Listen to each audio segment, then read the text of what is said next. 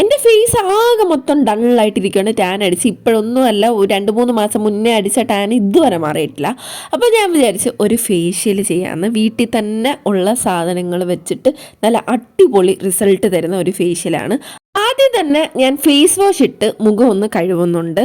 അത് കഴിഞ്ഞിട്ട് നമ്മൾ ഫസ്റ്റ് സ്റ്റെപ്പ് എന്ന് പറയുന്നത് ക്ലെൻസിങ് ആണ്. ക്ലെൻസിങ്ങിന് വേണ്ടിയിട്ട് ഞാൻ ഉപയോഗിക്കുന്നത് കടലമാവും അതേപോലെ തന്നെ പശുവും പാലാണ് ഗൈസ്, ഫ്രഷ് ആയിട്ടുള്ള പശുവും പാലാണ്.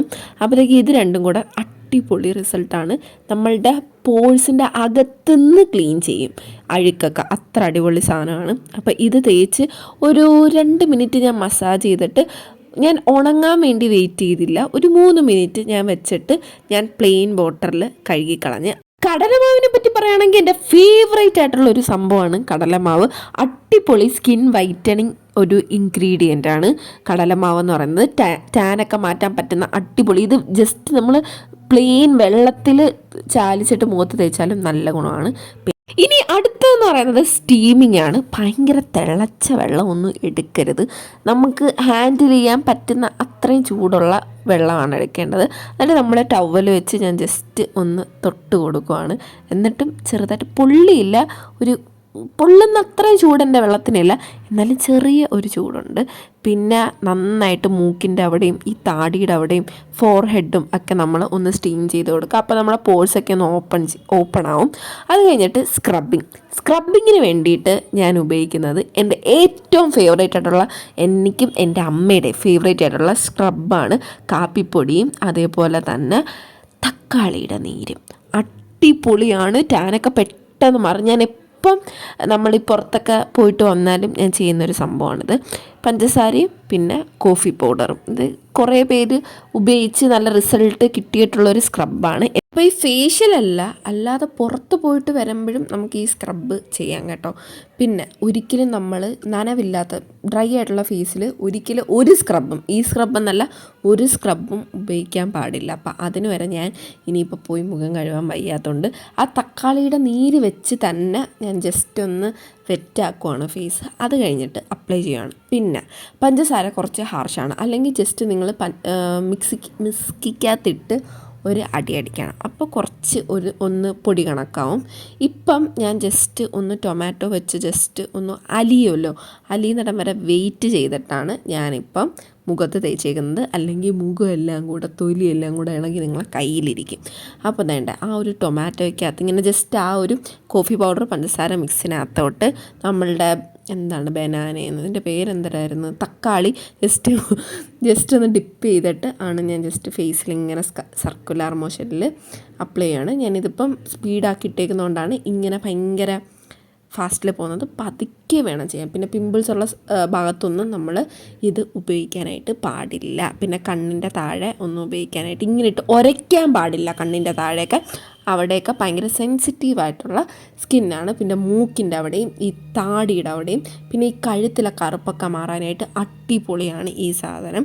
അത് കഴിഞ്ഞ് ഞാനൊരു 2 മിനിറ്റ് വെയിറ്റ് ചെയ്ത് ജസ്റ്റ് ഒന്ന് ഉണങ്ങി കഴിഞ്ഞിട്ട് പിന്നെയും ഞാൻ ആ ഒരു ടൊമാറ്റോ വെച്ച് ഒന്ന് സ്ക്രബ് ചെയ്യുകയാണ്, മീൻസ് ഒന്ന് മസാജ് ചെയ്ത് കൊടുക്കുകയാണ്. കഴുത്തിലൊക്കെ ചെയ്യുക, അടിപൊളിയാണ്. കഴുത്തിലെ കറുപ്പ് മറ്റേ നമ്മുടെ കഴുത്തിലെ ബാക്കിലെ കറുപ്പും ഒക്കെ പോകും കേട്ടോ. ഞാൻ അമ്മയ്ക്ക് എപ്പോഴും ഇത് ചെയ്ത് കൊടുക്കാറുണ്ട്.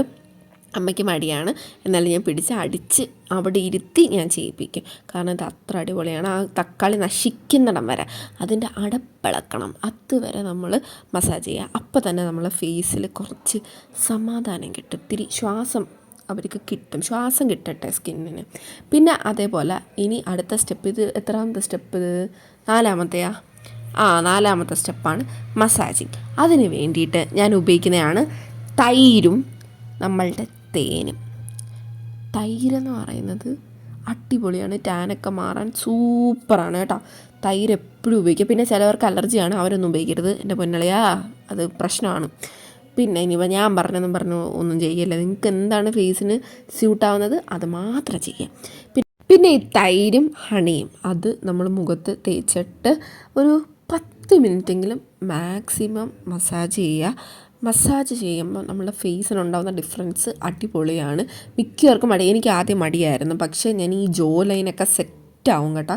ഈ മൂക്കൊക്കെ ഭയങ്കരമായിട്ട് നീളം വയ്ക്കും നമ്മൾ മസാജ് ചെയ്താൽ. പിന്നെ സ്കിന്ന് ഭയങ്കരമായിട്ട് ഗ്ലോ ആവും.